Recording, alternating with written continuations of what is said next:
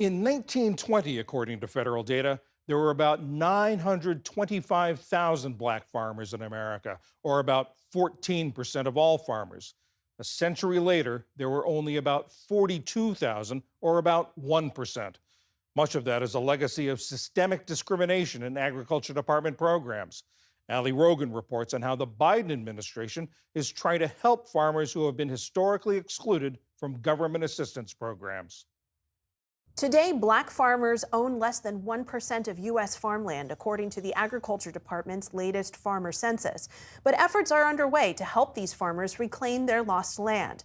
Last month, the USDA issued over $2.2 billion in payments to black and other minority farmers across the country. It's a move the department hopes will offset decades of discrimination these farmers faced when trying to secure loans. John Boyd is the founder and president of the National Black Farmers Association. Mr. Boyd, thank you so much for joining us. You yourself are a fourth-generation farmer. I'd like to ask you about the discrimination that you personally have faced over the course of your career. The discrimination that I faced was more in-your-face, blatant type of discrimination that many black farmers in the area experienced. I was called the N-word. I was spat on. I had my application torn up and thrown in the trash can in front of me. And this person that was responsible for making farm loans in my local county office would only see black farmers on Wednesday. So we named it Black Wednesday. When white farmers came in, he would bring them in, service them. And one particular year, this farmer Earl, he passed him a check for $157,000 in front of me after he told me, a qualified borrower, that he wasn't going to lend me $5,000 of his money. This farmer walked out the door and he said, "Hey, Earl, I need you to come back in and fill out them papers because I used last year's numbers to make this loan." So here, this farmer hadn't even applied and he didn't even process my loan application there in front of me. That type of discrimination put thousands of black farmers out of business. We've lost millions of acres of land because of blatant discrimination that we face for decades. This went on for decades, unchecked by Congress, president after president. I visited with every president since Jimmy Carter to talk about discrimination that black farmers faced in this country. So a very, very long time. And as you mentioned, these are systemic issues that happened all over the country for farmers like yourself. And of course, many farmers, yourself included, feel that these payments have been well overdue. Tell me about the journey that it's taken to get to this point.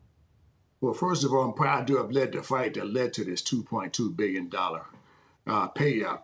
These payments are timely for thousands of black farmers who are facing farm foreclosure. These payments are timely for farmers who can't pay their bills and send their kids to college. And this wasn't a black payout, the way that people are describing it. These were payments made to black farmers and others because of the discrimination that we face at the hands of the United States Department of Agriculture.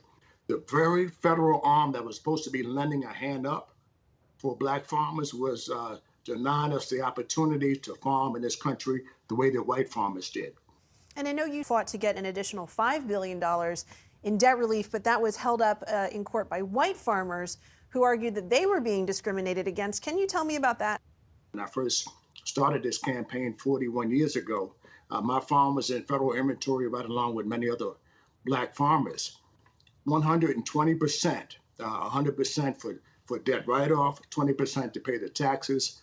We are still in court, in federal court, represented by Attorney Ben Crump that's looking to seek those $5 billion in actual debt relief. We didn't get it. It was blocked because white farmers were suing us in federal court around the country. They were successful in two courts, Florida and Texas, putting a temporary injunction in place blocking the $5 billion. I'm currently reaching out to the Biden administration, and I'm asking them to make that happen by executive order, the $5 billion, the same way that they've done for student loan debt forgiveness by executive order. So they felt the pressure of large-scale white farmers and basically said, hey, we don't want to move forward, but we're going to do some other initiatives to replace that. but I'm steadfast and I'm holding my feet firm because land is the only way to pass down generational wealth to the next generation of Black farmers. My daddy and grandfather said land is the only way to freedom. Every good and great thing comes from land, food to put on the table, timber to build a house, clean drinking water. And when you lose the land, people, you lose a part of your identity, you lose a part of your history. And we've lost in this country. At the turn of the century, we were tilling 20 million acres of land. We're down to 3 million acres of land. So we want our land, and I'm not going to give up the fight. By the grace of God, I think he's going to bring relief for Black farmers in the form of land ownership in this country. Finally, the Republican vice presidential candidate J.D. Vance commented on these payouts, and I'd like to play the sound for you. The Harris administration, for example, handed out farm benefits to people based on skin color. I think that's disgraceful. I don't think we should say you get farm benefits if you're a Black farmer, you don't get farm benefits if you're a white farmer. What's your response to him?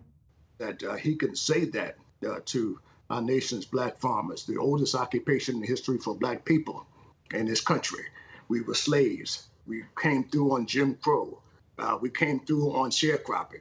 And to have someone who wants to be vice president of the United States make those types of comments, that's not the way of the future. That's not the way to bring this country together.